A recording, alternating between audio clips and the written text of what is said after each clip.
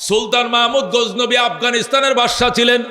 উনি বলেন পুষ মাসিয়া রাত্রিবেলায় আমি রাষ্ট্রীয় কাজ সেরে আমি কাবুল নগরীতে বাজে সাথী বাইরা ঘুমায়া যায়, তাদের হারিকেনও নিবায়া ফেলে।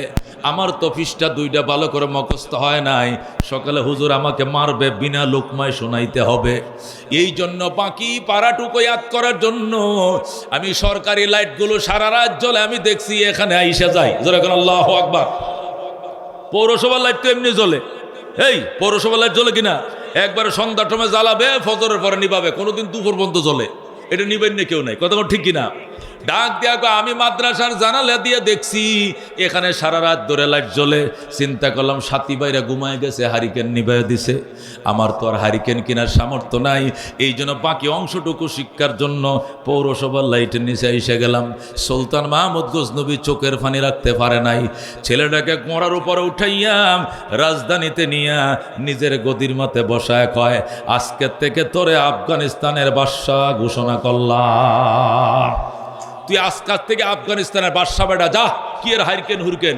ছেলে ডাক দেখো, না না আঙ্কেল না, আমি মহান বাদশার কালামের হাফেজ হতে চাই। জোরে কোন আল্লাহু আকবার। এ দুনিয়ার গদি আমার দরকার নাই, আল্লাহর কোরআনের হাফেজ হতে চাই। সুলতান মাহমুদ কয়, তাহলে হারিকেন কিনলে কয় টাকা লাগে?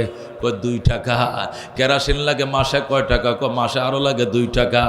সুইটার কয় নাই। শীতের পোশাক কিনলে কয় টাকা লাগে? কয় 8 আনা। বোর্ডিং খরচ কত? এত। সারা মাসের হিসাব কইরা 1 বছরের টাকাটা সুলতান মাহমুদ একটা থলের ভিতরে ঢুকাইছে, কাপড়ের থলে ঢুকায় ছেলেটার কোমরের মাঝে বাইদা দিয়া কয়, যা বাবা যা, 1 বছরের খরচা তোরে দিলাম। আগামী কালকে তুই হারিকেন কিনবে, কেরাসিন ঢুকাইবে, অন্যের হারিকেনের আশা করিস না। ঘরের ভিতরে বৈশা শীতের মধ্যে কম্বল কিনবে, সুইটার কিনবে, জ্যাকেট কিনবে। আগামী কাল থেকে আর কষ্ট করিস না। তুই যতদিন কোরআনের হাফেজ না হবি, তোর সমস্ত খরচ বহন করার দায়িত্ব আমার। আল্লাহু আকবার। ছেলেটা খুশি হয়ে সুলতান মাহমুদের কপালে চুমু দিছে, কান্দে, বাবা আপনি আমার আব্বা লাগেন, আমার আব্বা নাই, আমি এতিম, আমার বাবা নাই গো, আপনি আমার আব্বা লাগেন, আপনার জন্য কি দোয়া করবো আপনি বলেন, কি দোয়া করবো?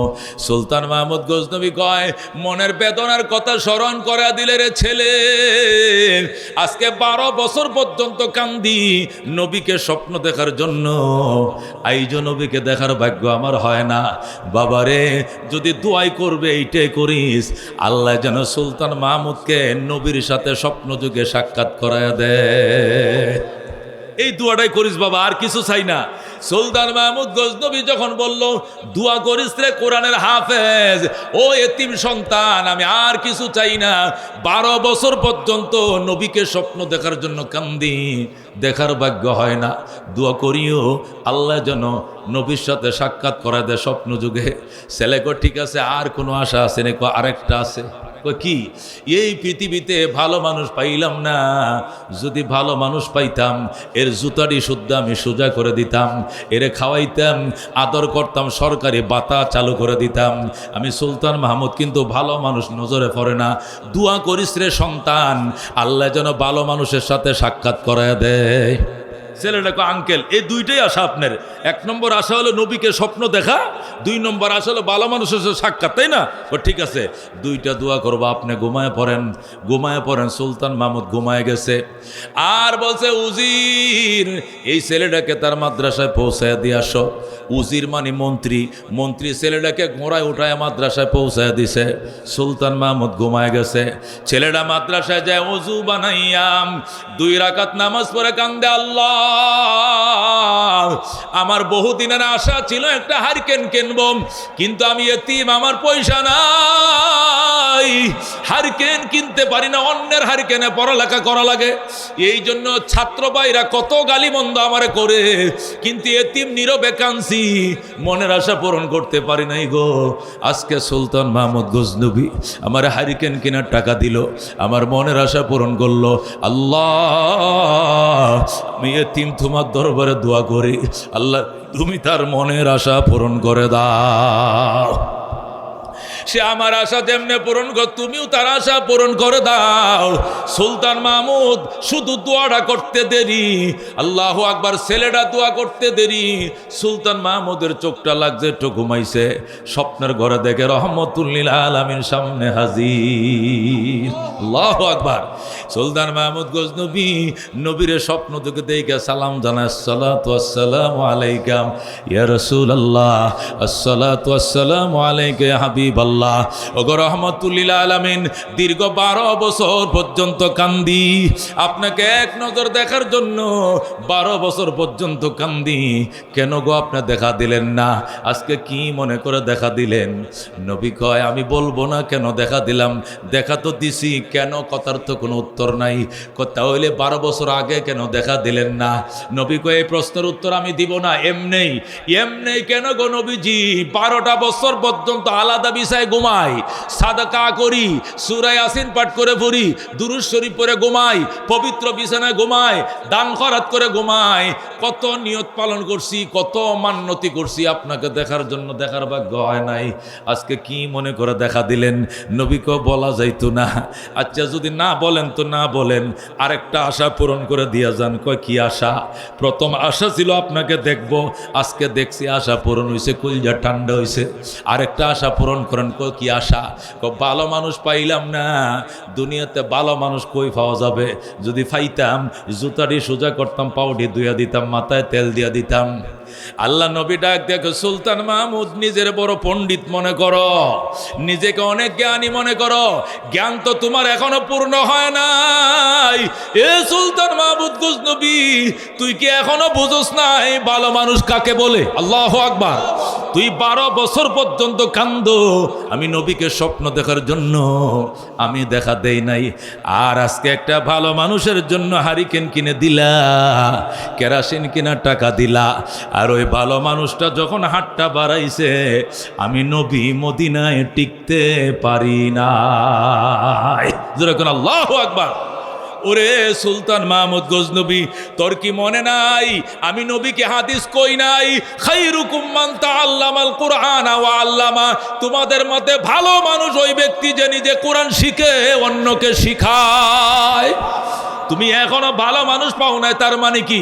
এই যে ভালো মানুষগুলো বইসে রইছে, এদের হারিকেন কিনে দিছো, এই জন্য আমি নবী মদিনা টিকতে পারি না, দেখা দিয়া দিলাম। 12 বছর কাঁদছো, দেখা দেই নাই। আজকে এতিম সন্তান হাত বাড়া দিছে, টিকতে পারি নাই। মনে বড় আশা ছিল যাব মদিনায়, কাফেলাতে কে যাও তুমি,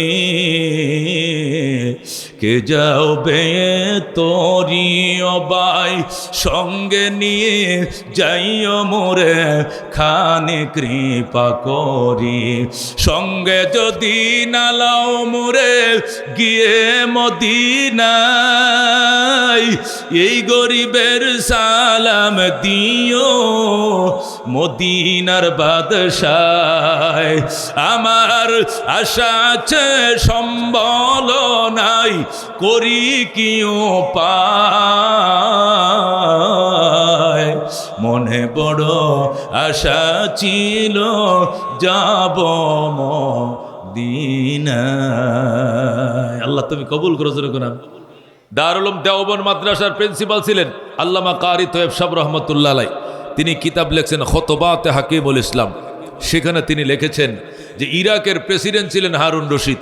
হারুন রশিদ যখন ইরাকের প্রেসিডেন্ট ছিলেন, তো ওই প্রেসিডেন্টের যে ভবন আছে, বঙ্গভবন, আমাদের দেশে গণভবন না বঙ্গভবন বলে, প্রেসিডেন্টটাকে বঙ্গভবন বলে, ওখানেও হারুন রশিদের একটা বঙ্গভবন ছিল, যেখানে প্রেসিডেন্ট হারুন রশিদ থাকতেন। এই ভবনের পাশেই বিশাল বড় মাদ্রাসা ছিল, প্রিন্সিপালের নাম আব্দুল্লাহ ইবনে মোবারক।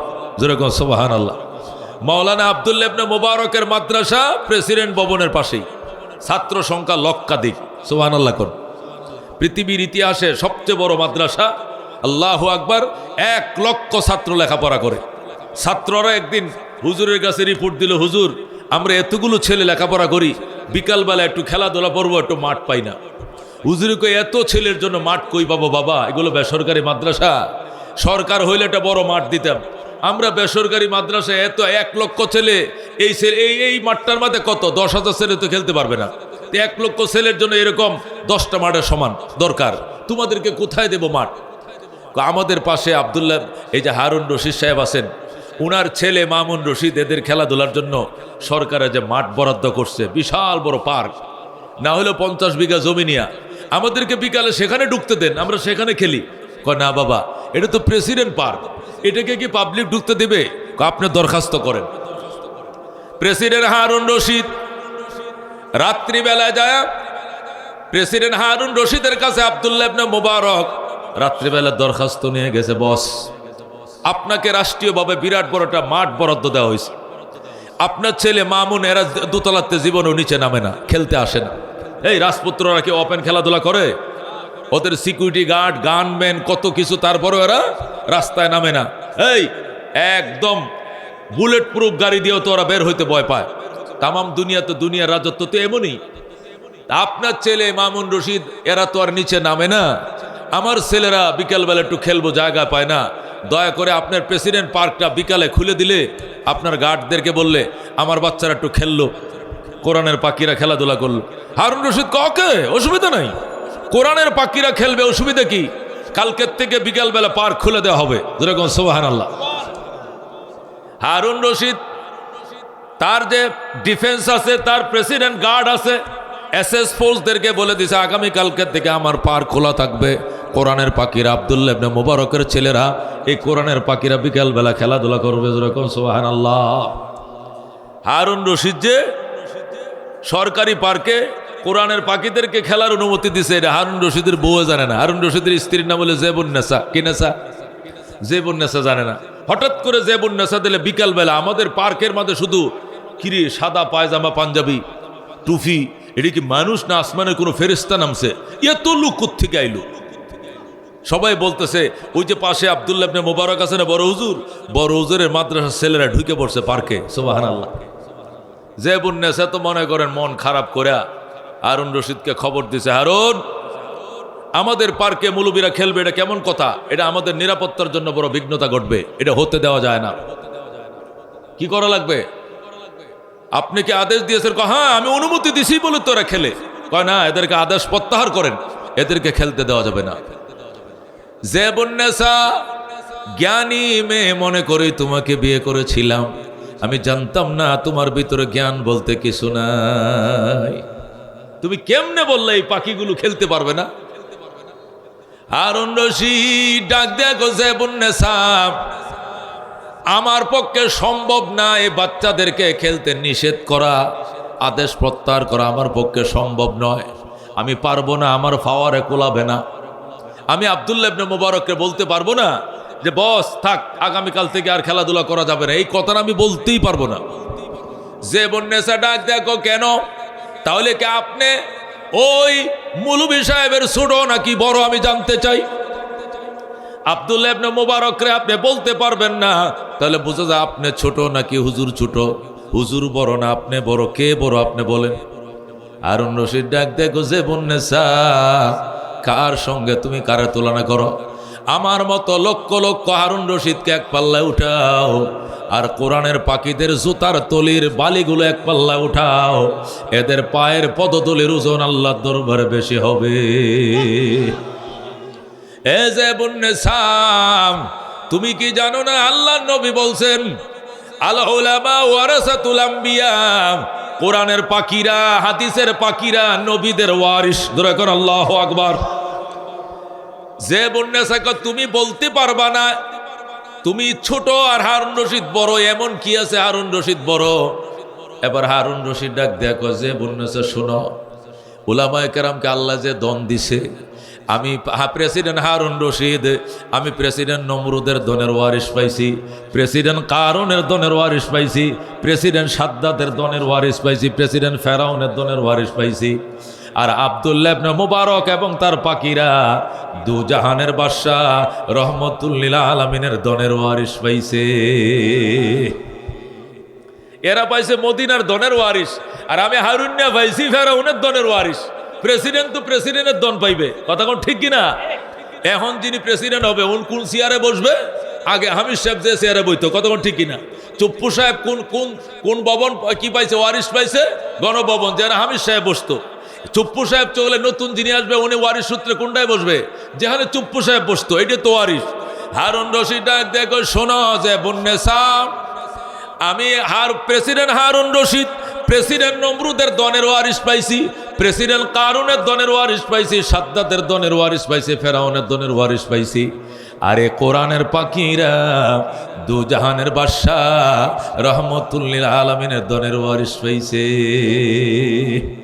रज़ीना क़िस्मतल जब्बार फ़ीना लना इल्मुन वलिल आदाए मालो फ़इन्नल मा ला यफ़ना अन क़रीबिन व इन्नल इल्म यबक़ा ला यज़ालो लक़द ज़ानल बिलाद व मन अलैहा इमामुल मुस्लिमीन अबू हनीफा फमा फिल मशरिकीन लहू नज़ीरु वला फिल मग़रिबीन वला बेकुफा।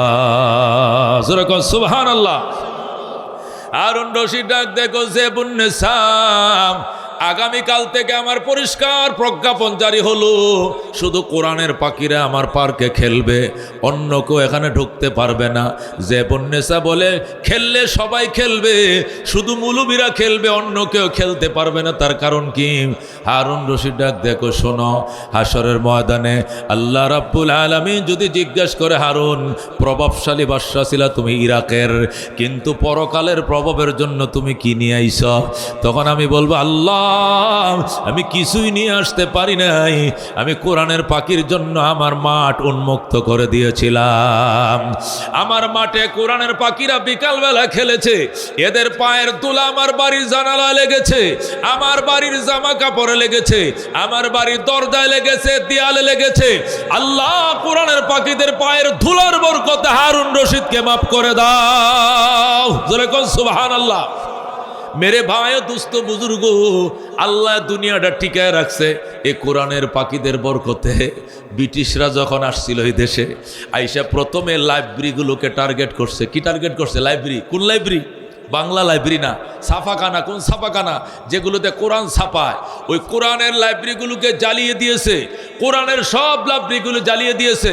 হেফসখানায় ঢুইকা তাকের মধ্যে কোরআন শরীফ ছিল, এই কোরআন শরীফগুলো সবটি জ্বালায় দিয়েছে। আর বলছে ব্রিটিশের বিরুদ্ধে মৌলবীরাই বেশি খেপছে, মৌলবী জন্ম নিতে আর দিব না, হাফেজ বানাইতে আর দিব না। তখন হাফেজ সাহেব বলছে, কিতাব লাগবে না, কোরআন লাগবে না, আমার সামনে ব, আমি তোরে মুখ দিয়া বলবো, তুই বুক দিয়া মুখস্থ করবে, কাগজের কোরআন লাগবে না। আল্লাহর কোরআন সিনার ভিতরে আছে, কাগজের কোরআন দরকার নাই। ব্রিটিশরা যখন সব কোরআন শরীফগুলো জ্বালাই দিল, তখন ব্রিটিশদের সামনে বড় হাফেজ সাহেব কয়, তোমরা এদিকে লাইন ধরে বসো, এক একটা আয়াত বলবো আর মুখস্থ করবা, মুখস্থ হওয়ার পরে বলবা 2 নম্বর আয়াত বল, মুখস্থ করবা। এক বসায় 100টা আয়াত শিখাবো, 100 জন ছেলে এক বসায় 100 আয়াতের হাফেজ হয়ে যাবে। সুবহানাল্লাহ। ব্রিটিশ জেনারেল অবাক হয়ে গেছে। ব্রিটিশ জেনারেল কয়, এটা কি ব্যাপার? আমাদের বিদ্যা বুদ্ধি তো বই পুস্তকের ভিতরে থাকে, তোমাদের বিদ্যা বুদ্ধি আবার ভিতর থেকে বের হয়, কারণটা কি? কয়, এমন আমি একা নয়, লক্ষ লক্ষ হাফেজে কোরআন এমন আছে যাদের সিনার ভিতরে কোরআন আছে। একটা জবর, একটা জের, একটা সাকিন বেশ কম হবে না। যেভাবে আল্লাহ নাজেল করছে, এইভাবে লক্ষ লক্ষ হাফেজেরকে আমানত হিসাবে মুখস্থ করে রেখে দিছে। তখন ব্রিটিশ জেনারেল বলছিল, অযথা কাগজের কোরআনটি ফুরাইছি রে, এটি ফুরায় কোনো লাভ হয় নাই। কোরআন তো এদের সব সিনার ভিতরে, যদি ফারসে সিনাগুলো ফাইরে দে, কলিজাগুলো ছিঁড়া কুকুরকে খাওয়াই দে। ভিতরে কোরআন পাইতা না, ভিতরে ঢুকলে কোরআনের আলিফ বা তাও খুঁজে পাইতা না। এটা আল্লাহ তাআলা লাউহে মাহফুজ বানায় দিছে অন্তরকে। জোরে কোন সুবহানাল্লাহ। মেরে ভাই দোস্ত বুজুর্গ, আল্লাহর হাবিব সাল্লাল্লাহু আলাইহি সাল্লাম এই জন্য বলছেন, কোরআনের পাখিরা যখন রাস্তা দিয়ে হেঁটে যায়, রাস্তার দুই ধারে ফেরেশতারা শুয়ে যায় আর বলে, আহলান সাহলান তৈবান মারহাবা, মুবারক হো, মুবারক হো। আল্লাহর কোরআনের পাখিদের জন্য পাখনাগুলো বিছায় দেয়া উষ্ণ সংবর্ধনা জানায়। সুবহানাল্লাহ। আল্লাহ রাব্বি বলেন গর্তের পিপিলিকার থেকে লইয়া সমুদ্রের মাছ পর্যন্ত কোরআনের পাখিদের জন্য কান্দে। সুবহানাল্লাহ। গর্তের পিপিলিকাও কান্দে, নদীর মাছ পর্যন্ত কান্দে। আল্লাহর সমস্ত ফেরেশতারা এই কোরআনের পাখির জন্য কান্দে। জোরে গো সুবহানাল্লাহ। হযরত জুনায়েদ বাগদাদী রহমতুল্লাহ আলাইহি বলেন আমাদের বাগদাদ শহরটা হলো দিজলা নদীর পারে, ঢাকা শহর হলো বুড়িগঙ্গার পারে। কথা ঠিক কিনা? ঢাকা শহর বুড়িগঙ্গার পারে, আর বাগদাদ শহর হলো দিজলা নদীর পারে। হযরত জুনায়েদ বাগদাদী বলেন আমাদের বাগদাদ শহরটা হলো দিজলা নদীর পারে। দিজলা নদীর পারের মাঝে একটা বড় মাদ্রাসা ছিল, আমাদের হেফজখানা, হাফেজ বানাইতাম আমরা। ওই দিজলার পারে বিরাট বড় একটা হেফজখানা ছিল, 4000 ছাত্র ছিল। কয় হাজার? হযরত জুনায়েদ বাগদাদী একজন আল্লাহর ওলি, উনি নিজে লিখতেছেন আমাদের ওই দিজলার পারের মাদ্রাসা 4000 ছেলে লেখাপড়া করত। এখানে একটা ছেলে এমন ছিল যার বাবা নাই মা আছে, ছেলেটার নাম হলো আব্দুর রহমান। এই ছেলেটা আজান দেওয়ার সাথে সাথেই বদনা নিয়ে নদীর ঘাটে যাইত, যায় হুজুরের জন্য অজুর পানি আইনা দিত, হুজুর অজু বানাইতো। আজান দেওয়ার সাথে সাথে দৌড় দিত, অন্য কোনো ছেলেকে সে সুযোগ দিত না। সে উস্তাদের খেদমত করত, তার মেধা ছিল কম। উস্তাদের খেদমতের বরকতে আল্লাহ তার মেধা খুলে দিছে, কোরআনের হাফেজ হয়ে গেছে। আল্লাহু আকবার। জুনায়েদ বাগদাদী বলেন এই ছেলেরা একদিন ফজরের টাইমে অন্ধকারে কুয়াশায় ঢাকা, কুয়াশায় ঘেরাম, আমাবস্যার অন্ধকারের মধ্যে বদনা নিয়ে নদীর ঘাটে গেছে। যাওয়ার পরে দেখছে নদীতে জোয়ার, আমাবস্যার অন্ধকার, স্লিপ খায় ছেলেটা নদীর ভিতরে পড়ে গেছে, আর সেখান থেকে উঠে আসতে পারে নাই। বদনাটা পড়ে রয়েছে নদীর ঘাটে, ছেলের কোনো উদ্দেশ্য নাই, ছেলে আর আসে না। হুজুরে কই কিরে ছেলেটা আসে না কেন? আব্দুর রহমান কই? অন্য ছেলেরা এসে কই স্যার পিছলা খাওয়ার দাগ দেখা যায়, স্লিপ খাওয়ার দাগ দেখা যায়, নিশ্চয়ই স্লিপ খায় ছেলেটা নদীতে পড়ে গেছে, পানির স্রোতে তারে ভাসায় নিছে। বদনাটা পাইছি, আব্দুর রহমানকে পাইলাম না। উস্তাদ দৌড়ায় গেছে, যা দেখে ঠিকই স্লিপ খাওয়ার দাগ দেখা যায়, বদনা পাইছে, ছেলেকে পায় নাই। মেরে ভাই দুস্থ বুজুর্গ, হুজুরে অজু করে নামাজ শেষ করার পর মহিলারে খবর দিছে, মা তোমার আব্দুর রহমান তো শহীদ হয়ে গেছে। মা তুমি হাফেজের বাবা মা হয়ে জান্নাতে যাইতে চাইছিলা, আল্লাহ তোমাকে শহীদের মা হিসাবে কবুল করছে। তুমি কও আলহামদুলিল্লাহ। মহিলা কো আলহামদুলিল্লাহ হুজুর, আমি খুশি, আমি হাফেজের মা হয়ে জান্নাতে যাইতেছিলাম, হাফেজের মা হইছি, আজকে শহীদের মা হইছি। তবে আমার ছেলে কোন জায়গায় শহীদ হয়েছে আমি দেখতে চাই। নদীর ঘাটে শহীদ হয়েছে। কেমনে? আমার অজুর পানি আনতে গিয়েছিল, স্লিপ খায় নদীতে পড়ে গেছে। স্রোতদার নদীতে যখন পড়ছে নদীর পানি তারে ভাসায় নিছে, সাঁতার জানে না, পানি খাইতে খাইতে সে শহীদ হয়ে গেছে। মহিলা ডাক দেয়া, আল্লাহ নবী বলছে কোরআনের হাফেজের জন্য নদীর মাছ কান্দে, আমার ছেলের জন্য নদীর মাছ কান্দে, সুতরাং আমার ছেলে মরে নাই, আমারে নদীর ঘাটে নিয়ে যাও, আমার ছেলে আল্লাহ আমার হাতে ফিরিয়ে দেবে। ধরে কর আল্লাহু আকবার। জুনায়েদ বাগদাদী কয় মহিলাকে নিয়ে নদীর ঘাটে গেলাম। মহিলা নদীর ঘাটে যায়, আল্লাহ আমার আব্দুর রহমান কই? আমাকে না বইলা কেন চলে গেল? আল্লাহ আমার আব্দুর রহমান কোথায়? তোমার নবী বলেছেন কোরআনের পাখিদের জন্য নদীর মাছ কান্দে, আমার ছেলের জন্য কি কান্দে নাই? আমার ছেলে মারা গেল কেন? নিশ্চয়ই আমার ছেলে মরে নাই। আব্দুর রহমান তুমি কোথায়? তুমি কোথায় আছো বাবা? আমি মা নদীর ঘাটে হাজির, আমাকে একবার আম্মু কয়া ডাক দাও। যখন বলছে আম্মু কয়া ডাক দাও, পানির নিচ থেকে আওয়াজ আইতেছে, মা মা আমি আসি, পানির তলদেশে বৈশা রইছি। আল্লাহু আকবার। জুনায়েদ বাগদাদী বলে মা মা শব্দটা শোনা মাত্রই মহিলা বুরকা টুরকা নিয়ে পানির নিচে ডুব দিছে।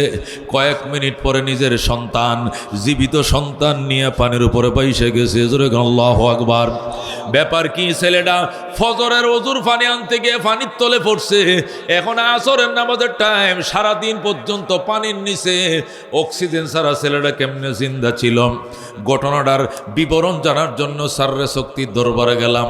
ইরা ইরাকের সবচেয়ে বড় বুজুর্গ আলেম আল্লাহর ওলি পীরে কামেল সাররে শক্তির দরবারে গেলাম। সাররে শক্তি এমন একটা ঘটনা, সকালবেলা ছেলেটা পানির নিচে পড়ছে, বিকালবেলা মায়ে ডাক দিছে, জিন্দা ছেলে পাইছে। এটা কি করে সম্ভব আমাদের বুঝে আসে না। পানির নিচে কোনো আলো বাতাস নাই, পানির নিচে কোনো অক্সিজেন নাই, অক্সিজেন ছাড়া ছেলেটা জিন্দা ছিল কেমনে?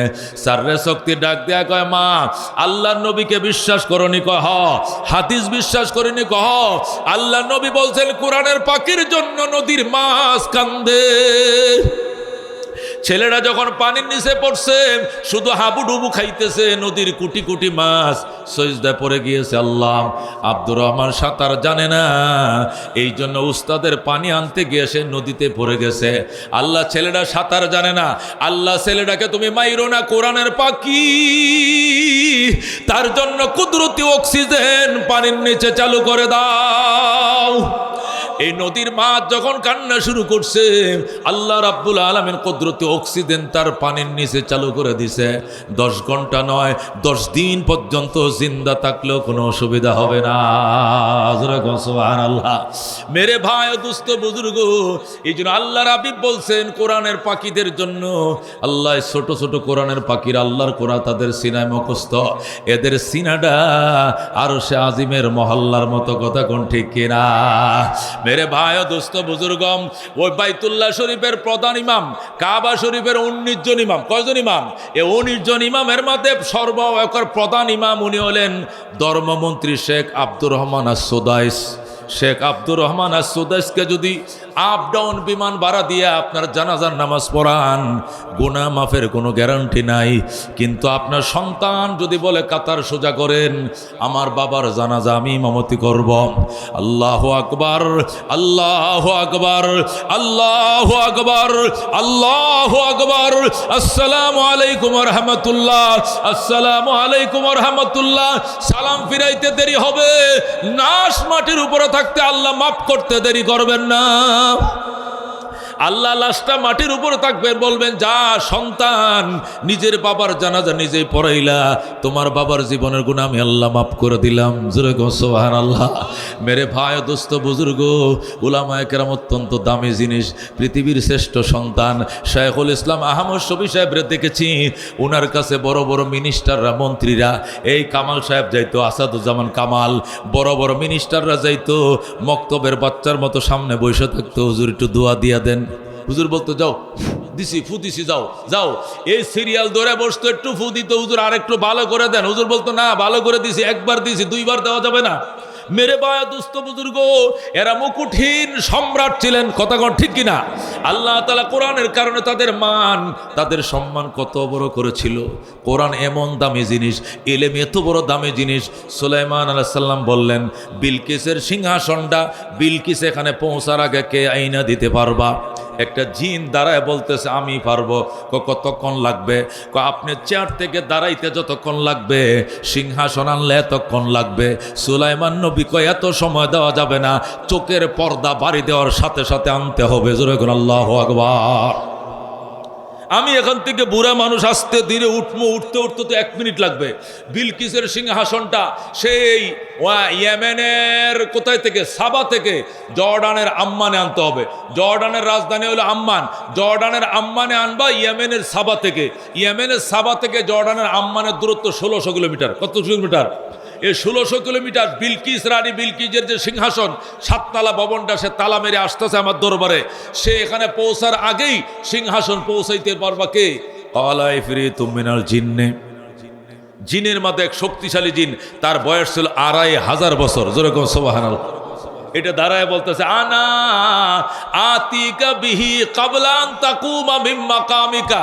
এ বাদশা সুলাইমান, আমি ওই সিংহাসন আপনার দরবারে এনে দিতে পারবো। আপনার সিংহাসন থেকে দাঁড়াইতে যত সময় লাগবে এর আগেই আমি এনে দিব। জোরে কোন সুবহানাল্লাহ। মানে আপনি বসার থেকে দাঁড়াইবেন, এই বসন্ত মানুষটা দাঁড়াইতে যত সময় লাগবে, 1600 কিলোমিটার দূর থেকে ফাইলিং করা একটা বিল্ডিং, টাইলস টুইস ছাদ মাত রড সিমেন্ট সুদ্ধা সব কমপ্লিট, খাট বিছনা সহ হুবহু ভবন ডাইনে এখানে একটা ডিল মারে ফালাই দিব। সময় লাগবে কি বসার থেকে খারাপ। যেরকম আল্লাহু আকবার। এই চ্যালেঞ্জ কে নিছে?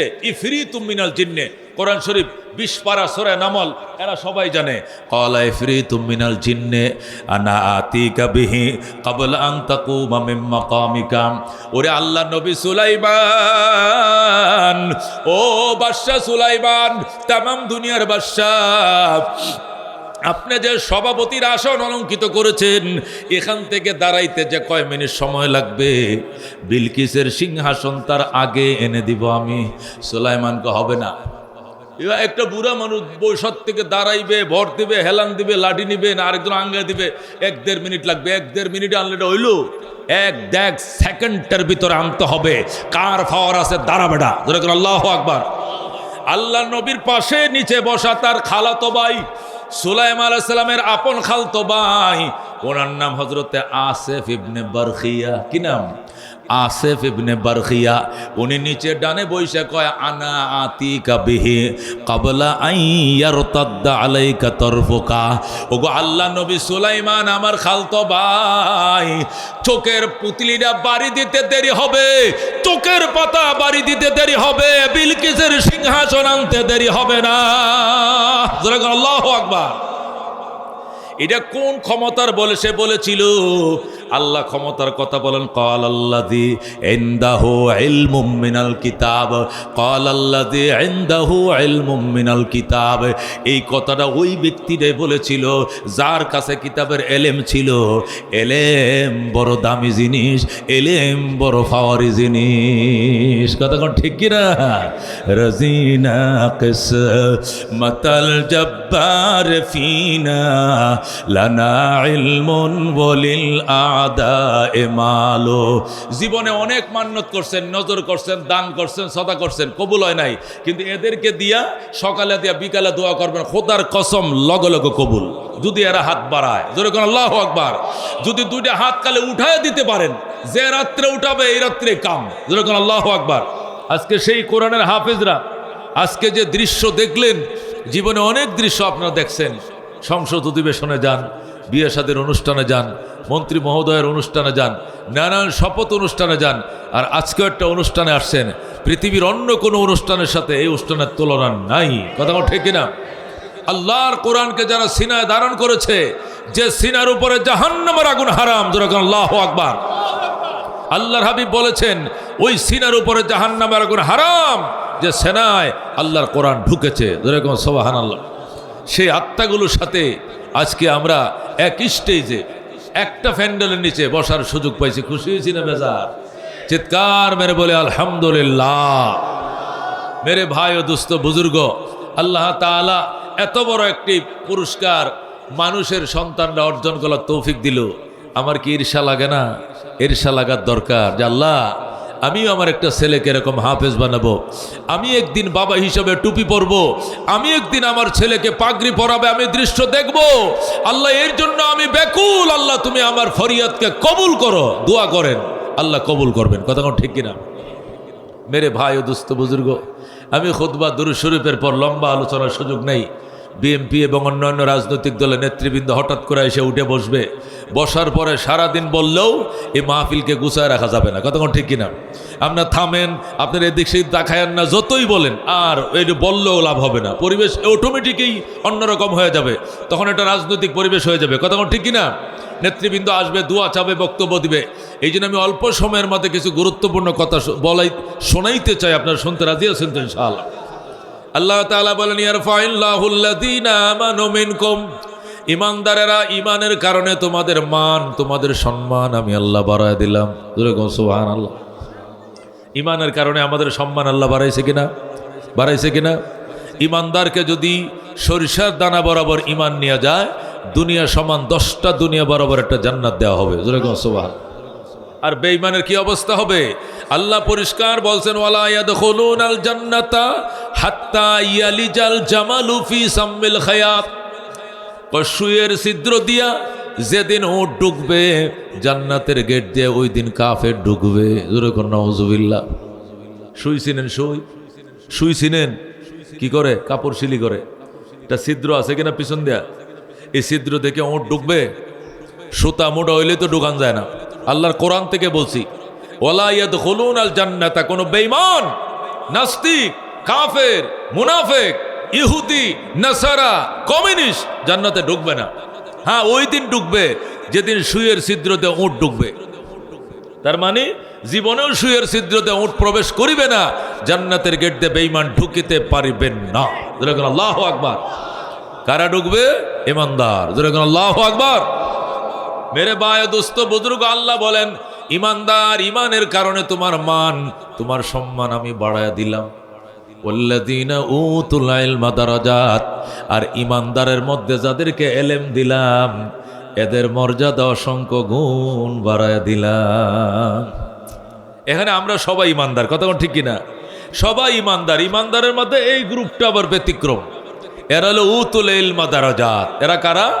ইমানের কারণে তো সবাই, এরাও ইমানদার, আমরা ইমানদার, আমরা এক মর্যাদায় সমান সমান। কিন্তু ওয়াল্লাযীনা উতুল ইলমা দারাজাত, আল্লাহ বলেন যাদেরকে ইলম দেওয়া হয়েছে, আসমানে কিতাব যাদের সিনায় দেওয়া হয়েছে, নবীর হাদিস যাদের অন্তরে ঢুকানো হয়েছে, এদের মর্যাদা অসংখ্য গুণ বাড়ায় দিলাম। সুবহানাল্লাহ। আল্লাহ অসংখ্য গুণ বলছেন, এটার কোনো নির্ণয় বন্দার পক্ষে করা সম্ভব নয়। অসংখ্য গুণ। যেরকম আল্লাহু আকবার। কি পরিমাণ সম্মান আল্লাহ উলামায়ে কেরামকে রেখেছেন। মেরে ভাই ও দুস্থ বুজুর্গ, হাদিস থেকে বললে টের পাবেন আল্লাহ তাআলা কি পরিমাণ সম্মান। এটা আলেমের মর্যাদা সব সময় এটা প্রেসিডেন্টের থেকে বেশি। যেরকম আল্লাহু আকবার। প্রাইম মিনিস্টার থেকে বেশি, মন্ত্রী মহোদয়, মেয়র, উপজেলা চেয়ারম্যান, তালুকদার, শিকদার, খান, পাঠান, চৌধুরী, ব্যাপারী, শিল্পপতি, যত পোট পদবীর মালিক হন না কেন, আলেমের সাথে তুলনা নাই। যেরকম আল্লাহু আকবার। এত সম্মান আল্লাহ তাআলা উলামায়ে কেরামকে দিয়েছেন।